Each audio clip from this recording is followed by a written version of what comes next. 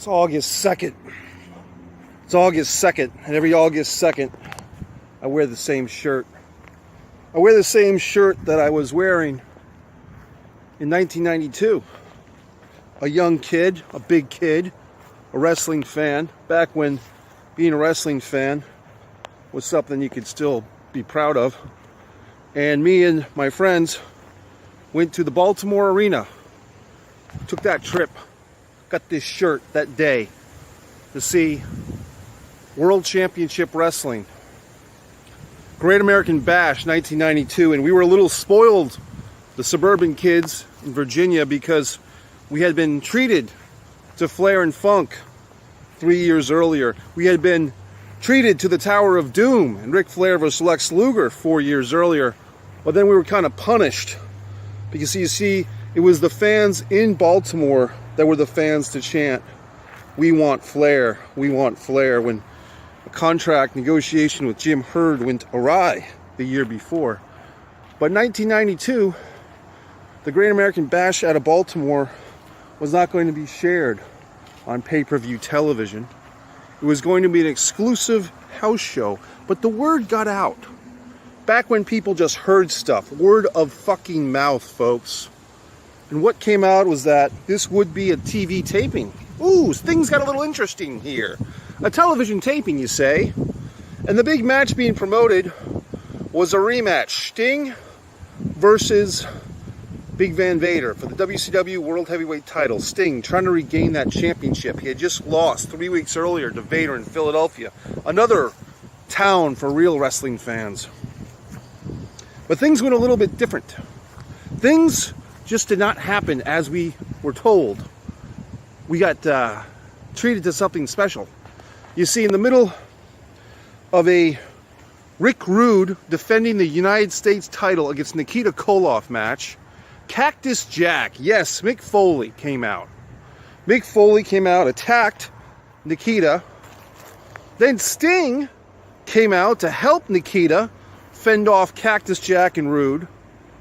And as Sting is helping his buddy Nikita Koloff, and they had an on-again, off-again relationship, none other than slithering like a snake, Jake came out under the bottom rope, wearing street clothing, not dressed for wrestling, attacked the Stinger, gave him a DDT, laid him out, and suddenly there was a new force in WCW, Jake the Snake Roberts. Now the only problem, so to speak, was now we did not have our Stinger. We did not have our contender. So the promoters, and this was, I believe, a Bill Watts run promotion at the time, came out, had a little lottery of sorts. The top 8 challengers, the top 7 challengers, I believe it was 7. We're talking Barry Windham, Dustin Rhodes, Van Hammer, Flying Brian Pillman.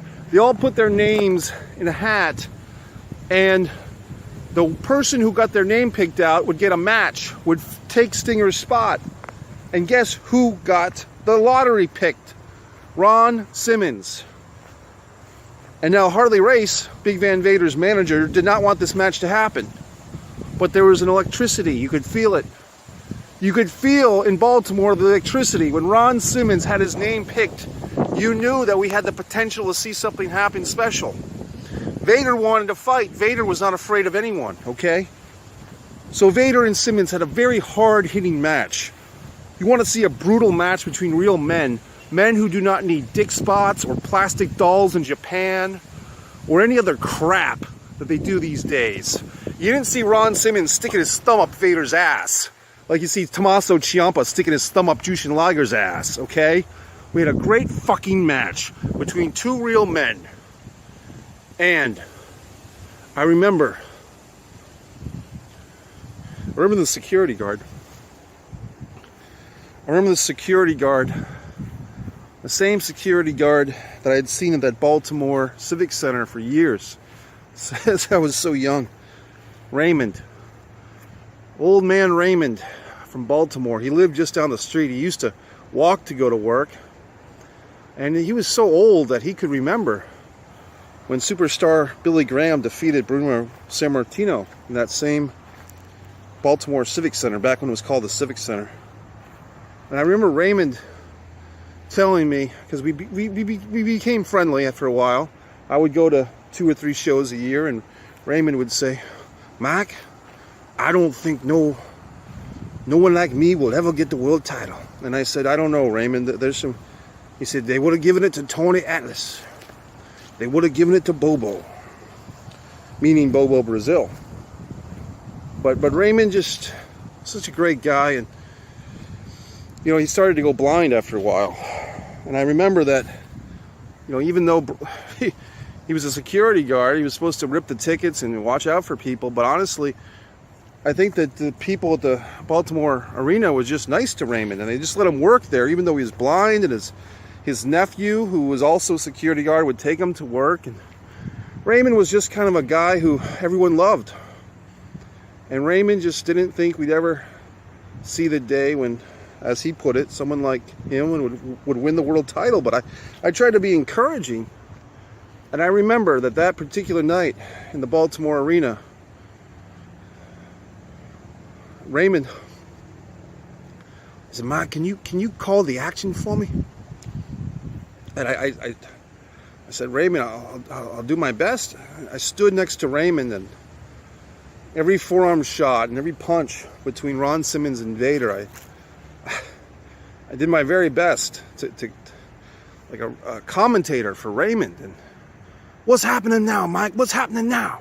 I said, I don't know. It's looking pretty bad. Vader's got him against the ropes, and Vader's on his game tonight, but Ron's fighting tough. And "What's happening now, Mike?" And I said, "Well, Vader looks like he's going to whip him into the ropes and try to give him a clothesline, but if Ron can power slam him, he deserves the belt." And guess what the hell happened? Ron Simmons delivered a power slam that night on Big Van Vader. He slammed him, Raymond. "Oh, Mike, he's going to beat." Before I could say another word, the crowd roared its approval.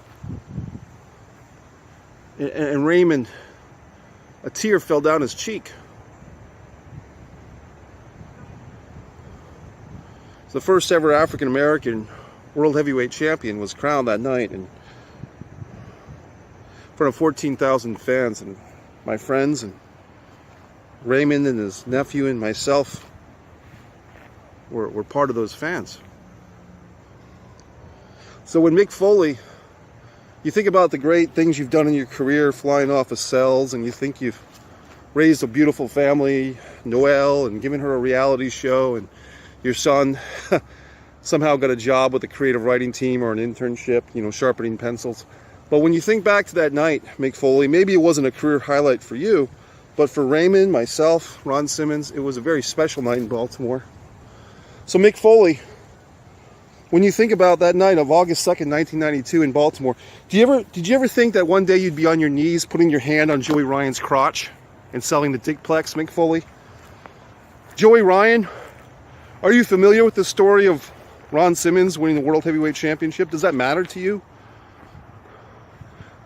Young Bucks, when you deliver 30 super kicks a match, have you ever studied a Ron Simmons match against Big Van Vader? Does that occur to you? Assholes. Cody Rhodes, when you accuse Vince Russo of nepotism, but not nepotism, homophobia. You're the nepotism recipient, Cody. But when you accuse Vince Russo of homophobia, do you ever think about Dusty Rhodes, your father, raising Ron Simmons' hand that night in Baltimore? You ever think about these things? You ever think about the history of this sport? So when I see Jushin Liger, who I don't think he was on that particular show, but he was around that era of WCW. When I see a guy like Jushin Liger begging Tommaso Ciampa to stick his thumb up his ass, the Taita 10. When I see 30 super kicks a match and plastic dolls in Japan, and people just saying, "Oh, it's an evolving wrestling show." Or when I see the women not allowed to wrestle in Saudi Arabia and getting a crumb of the table of a women's pay-per-view. Evolution? No, evolution means to get better. This thing's getting worse. Pro wrestling's getting worse, assholes. So each and every one of you fucking fans has something to do about it. You can make it better, or you can be just another piece of shit. What would Raymond do?